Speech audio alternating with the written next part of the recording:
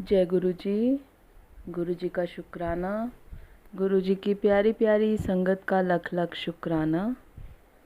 संगत जी, कल हमने महाशिव पुराण कथा रुद्र संहिता पार्वती खंड संपूर्ण किया था।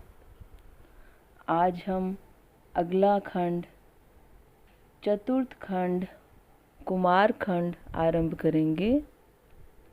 जय गुरु जी। ओम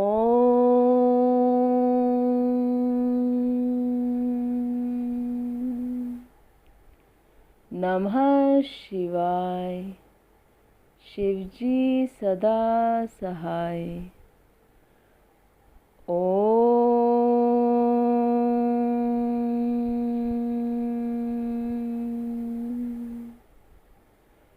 नमः शिवाय। गुरु जी सदा सहाय। जय गुरु जी। महाशिव पुराण कथा रुद्र संहिता चतुर्थ खंड। देवताओं द्वारा स्कंद का शिव पार्वती के पास लाया जाना, उनका लाड़ प्यार, देवों के मांगने पर शिवजी का उन्हें तारक वध के लिए स्वामी कार्तिक को देना, कुमार की अध्यक्षता में देव सेना का प्रस्थान, महिसागर संगम पर तारकासुर का आना और दोनों सेनाओं में मुठभेड़, वीरभद्र का तारक के साथ घोर संग्राम, पुनः श्री हरि और तारक में भयानक युद्ध। वंदे वंदन तुष्ट मान सम्मति प्रेम प्रियम प्रेमदम पूर्ण पूर्ण करम प्रपूर्ण निखिलैश्वर्य कवासम शिवम सत्यम सत्यमयम त्रिसत्य विभवम सत्य प्रियम सत्यदम विष्णु ब्रह्मानुतम स्वकीय कृप्योपाताकृति शंकरम। वंदना करने से जिनका मन प्रसन्न हो जाता है, जिन्हें प्रेम अत्यंत प्यारा है, जो प्रेम प्रदान करने वाले पूर्णानंद में भक्तों की अभिलाषा पूर्ण करने वाले संपूर्ण ऐश्वर्यों के एकमात्र आवास स्थान और कल्याण स्वरूप हैं, सत्य जिनका श्री विग्रह है, जो सत्य में है, जिनका ऐश्वर्य त्रिकालाबाधित है, जो सत्य प्रिय एवं सत्य प्रदाता हैं, ब्रह्मा और विष्णु जिनकी स्तुति करते हैं, स्वेच्छानुसार शरीर धारण करने वाले उन भगवान शंकर की मैं वंदना करता हूँ। श्री नारद जी ने पूछा, देवताओं का मंगल करने वाले देव परमात्मा शिव तो सर्व समर्थ हैं। आत्मा राम होकर भी उन्होंने जिस पुत्र की उत्पत्ति के लिए पार्वती के साथ विवाह किया था, उनके वह पुत्र किस प्रकार उत्पन्न हुआ तथा तारकासुर का वध कैसे हुआ, ब्रह्मन मुझ पर कृपा करके यह सारा वृतांत पूर्ण रूप से वर्णन कीजिए। इसके उत्तर में ब्रह्मा जी ने कथा प्रसंग सुनाकर कुमार के गंगा से उत्पन्न होने तथा कृतिका आदि 6 स्त्रियों के द्वारा उनके पाले जाने, उन 6 की संतुष्टि के लिए उनके 6 मुख धारण करने और कृतिकाओं के द्वारा पाले जाने के कारण उनका कार्तिकेय नाम होने की बात कही तदनंतर उनके शंकर गिरिजा की सेवा में लाए जाने की कथा सुनाई। फिर ब्रह्मा जी ने कहा, भगवान शंकर ने कुमार को गोद में बैठाकर अत्यंत स्नेह किया। देवताओं ने उन्हें नाना प्रकार के पदार्थ, विद्याएं, शक्ति और अस्त्र शस्त्र आदि प्रदान किए। पार्वती के हृदय में प्रेम समाता नहीं था। उन्होंने हर्षपूर्वक मुस्कुराकर कुमार को परमोत्तम ऐश्वर्य प्रदान किया, साथ ही चिरंजीवी भी बना दिया। लक्ष्मी ने दिव्य संपत्ति तथा एक विशाल एवं मनोहर हार अर्पित किया। सावित्री ने प्रसन्न होकर सारी सिद्ध विद्याएं प्रदान की। मुनिश्रेष्ठ, इस प्रकार वहाँ महोत्सव मनाया गया। सभी के मन प्रसन्न थे। विशेषतः शिव और पार्वती के आनंद का पार नहीं था। इसी बीच देवताओं ने भगवान शंकर से कहा, प्रभो, यह तारकासुर कुमार के हाथों ही मारा जाने वाला है, इसलिए ही यह पार्वती परिणय तथा कुमारोत्पत्ति आदि उत्तम चरित घटित हुआ है। अतः हम लोगों के सुखार्थ उसका काम तमाम करने के हेतु कुमार को आज्ञा दीजिए। हम लोग आज ही अस्त्र शस्त्र से सुसज्जित होकर तारक को मारने के लिए रण यात्रा करेंगे। ब्रह्मा जी कहते हैं, मुने, यह सुनकर भगवान शंकर का हृदय दयार्द्र हो गया। उन्होंने उनकी प्रार्थना स्वीकार करके उसी समय तारक का वध करने के लिए अपने पुत्र कुमार को देवताओं को सौंप दिया। फिर तो शिव जी की आज्ञा मिल जाने पर ब्रह्मा, विष्णु आदि सभी देवता एकत्र होकर गुह को आगे करके तुरंत ही उस पर्वत से चल दिए। उस समय श्री हरि आदि देवताओं के मन में पूर्ण विश्वास था कि ये अवश्य तारक का वध कर डालेंगे। वे भगवान शंकर के तेज से भावित हो कुमार के सेनापतित्व में तारक का संहार करने के लिए रण क्षेत्र में आए। उधर महाबली तारक ने जब देवताओं के इस युद्धोद्योग को सुना, तब वह भी एक विशाल सेना के साथ देवों से युद्ध करने के लिए तत्काल ही चल पड़ा। उसकी उस विशाल वाहिनी को आती देख देवताओं को परम विस्मय हुआ। फिर तो वे बलपूर्वक बारंबार सिंहनाद करने लगे। उसी समय तुरंत ही भगवान शंकर की प्रेरणा से विष्णु आदि संपूर्ण देवताओं के प्रति आकाशवाणी हुई। आकाशवाणी ने कहा, देवगण, तुम लोग जो कुमार के अधिनायक तत्व में युद्ध करने के लिए उद्यत हुए हो, इससे तुम संग्राम में दैत्यों को जीतकर विजयी होगे। ब्रह्मा जी कहते हैं, मुने, उस आकाशवाणी को सुनकर सभी देवताओं का उत्साह बढ़ गया। उनका भय जाता रहा और वे वीरोचित गर्जना करने लगे। उनकी युद्ध कामना बलवती हो उठी और वे सब के सब कुमार को अग्रणी बनाकर बड़ी उतावली के साथ महिसागर संगम को गए।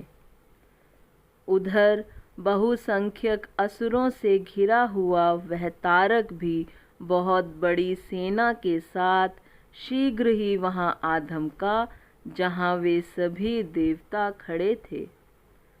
उस असुर के आगमन काल में प्रलयकालीन मेघों के समान गर्जना करने वाली रणभेरियां तथा अन्यान्य कर्कश शब्द करने वाले रणवाद्य बज रहे थे।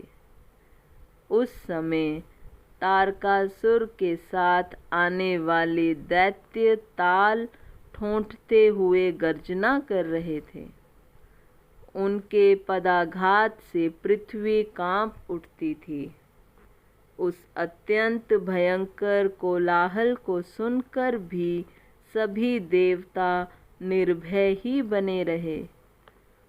वे एक साथ मिलकर तारकासुर से लोहा लेने के लिए डट कर खड़े हो गए। उस समय देवराज इंद्र कुमार को गजराज पर बैठाकर सबसे आगे खड़े हुए। वे लोकपालों से घिरे हुए थे और उनके साथ देवताओं की महती सेना थी। तत्पश्चात कुमार ने उस गजराज को तो महेंद्र को ही दे दिया और वे स्वयं एक ऐसे विमान पर आरूढ़ हुए जो परमाश्चर्यजनक तथा नाना प्रकार के रत्नों से सुशोभित था। उस समय उस विमान पर सवार होने से सर्वगुण संपन्न महायशस्वी शंकर पुत्र कुमार उत्कृष्ट शोभा से संयुक्त होकर सुशोभित हो रहे थे। उन पर परम प्रकाशमान चंवर डुलाए जा रहे थे। इसी बीच बलाभिमानी एवं महावीर देवता और दैत्य क्रोध से विह्वल होकर परस्पर युद्ध करने लगे। उस समय देवताओं और दैत्यों में बड़ा घमासान युद्ध हुआ। क्षण भर में ही सारी रणभूमि रुंड मुंडों से व्याप्त हो गई। तब महाबली तारकासुर बहुत बड़ी सेना के साथ देवताओं से युद्ध करने के लिए वेग पूर्वक आगे बढ़ा। उस रणधुमर्दक तारक को युद्ध की कामना से आगे बढ़ते देखकर इंद्र आदि देवता तुरंत ही उसके सामने आए।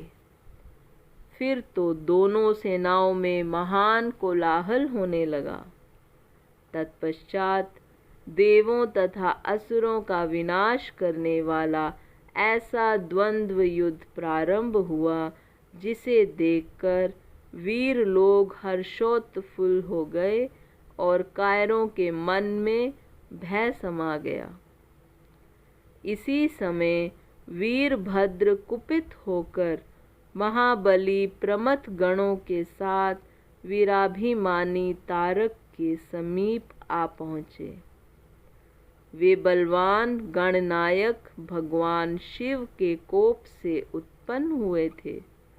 अतः समस्त देवताओं को पीछे करके युद्ध की अभिलाषा से तारक के सम्मुख डट गए। उस समय प्रमथ गणों तथा सारे असुरों के मन में परमोल्लास था। अतः वे उस महासमर में परस्पर गुत्थम गुत्थ होकर जूझने लगे। तदनंतर वीरभद्र से तारक का भयानक युद्ध हुआ। इसी बीच असुरों की सेना रण से विमुख हो भाग चली। इस प्रकार अपनी सेना को तितर बितर हुई देख उसका नायक तारकासुर क्रोध से भर गया और 10,000 भुजाएं धारण करके सिंह पर सवार हो देवगणों को मार डालने के लिए वेग पूर्वक उनकी ओर झपटा। वह युद्ध के मुहाने पर देवों तथा प्रमथ गणों को मार मार कर गिराने लगा। तब प्रमथ गणों के नेता महाबली वीरभद्र उसके उस कर्म को देखकर उसका वध करने के लिए अत्यंत कुपित हो उठे। फिर तो उन्होंने भगवान शिव के चरण कमल का ध्यान करके एक ऐसा श्रेष्ठ त्रिशूल हाथ में लिया जिसके तेज से सारी दिशाएं और आकाश प्रकाशित हो उठे। इसी अवसर पर महान कौतुक प्रदर्शन करने वाले स्वामी कार्तिक ने तुरंत ही वीर बाहु द्वारा कहलाकर उस युद्ध को रोक दिया। तब स्वामी की आज्ञा से वीरभद्र उस युद्ध से हट गए। यह देखकर असुर सेनापति महावीर तारक कुपित हो उठा। वह युद्ध कुशल तथा नाना प्रकार के अस्त्रों का जानकार था, अतः देवताओं को ललकार ललकार कर उन पर बाणों की वृष्टि करने लगा। उस समय बलवानों में श्रेष्ठ असुरराज तारक ने ऐसा महान कर्म किया कि सारे देवता मिलकर भी उसका सामना ना कर सके। उन भयभीत देवताओं को यूं पिटते हुए देखकर भगवान अच्युत को क्रोध हो आया और वे शीघ्र ही युद्ध करने के लिए तैयार हो गए। उन भगवान श्री हरि ने अपने आयुध सुदर्शन चक्र और शारंग धनुष को लेकर युद्ध स्थल में महादैत्य तारक पर आक्रमण किया। मुने, तदनंतर सबके देखते देखते श्री हरि और तारकासुर में अत्यंत भयंकर एवं रोमांचकारी महायुद्ध छिड़ गया।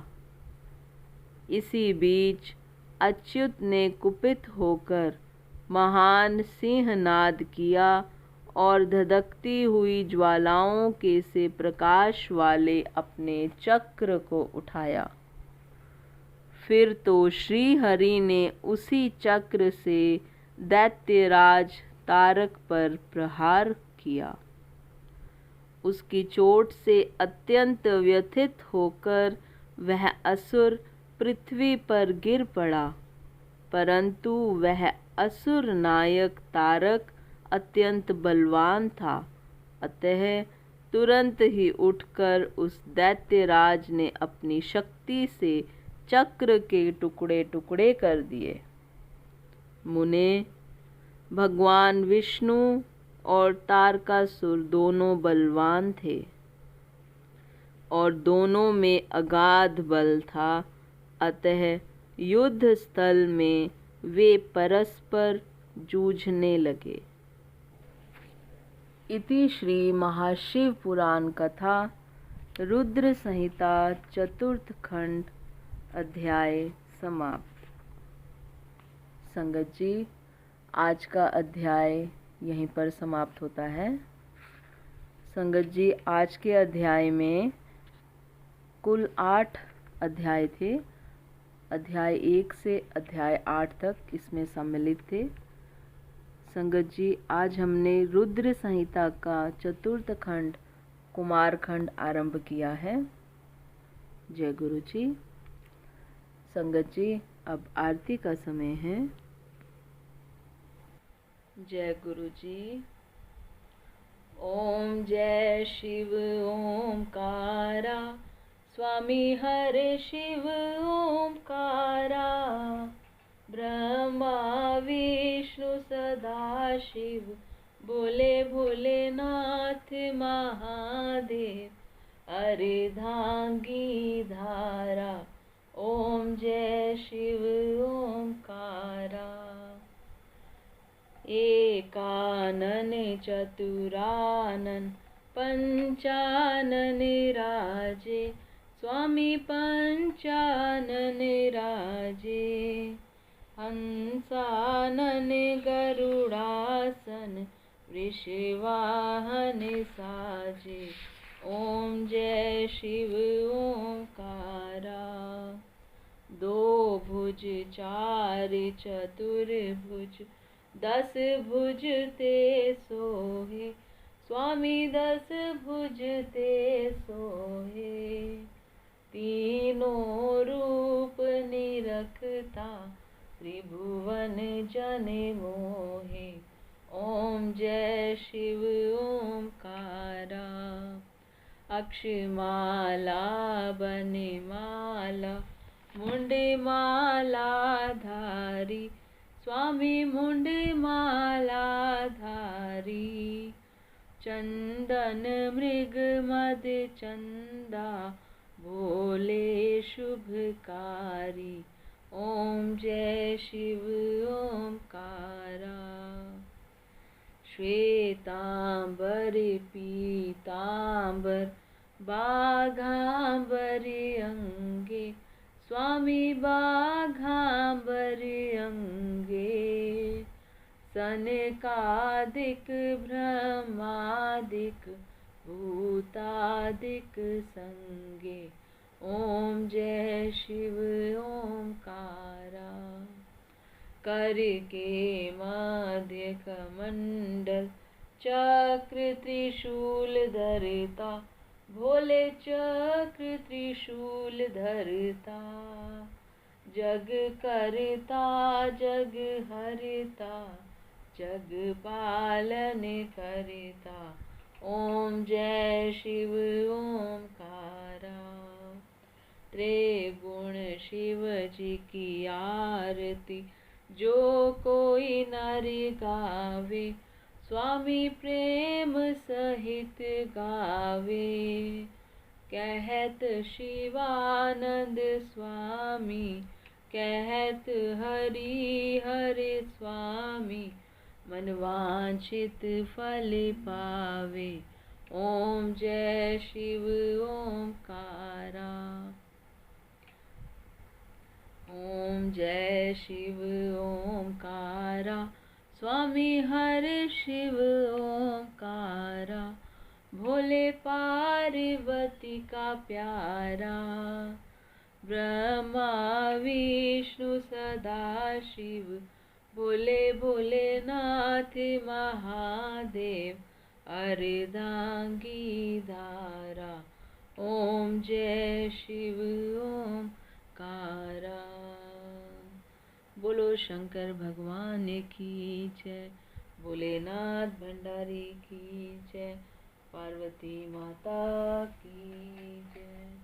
बोलो सद्गुरु महाराज की जय। जय गुरु जी। शुक्राना गुरु जी। शुक्राना संगत जी। जय गुरु जी।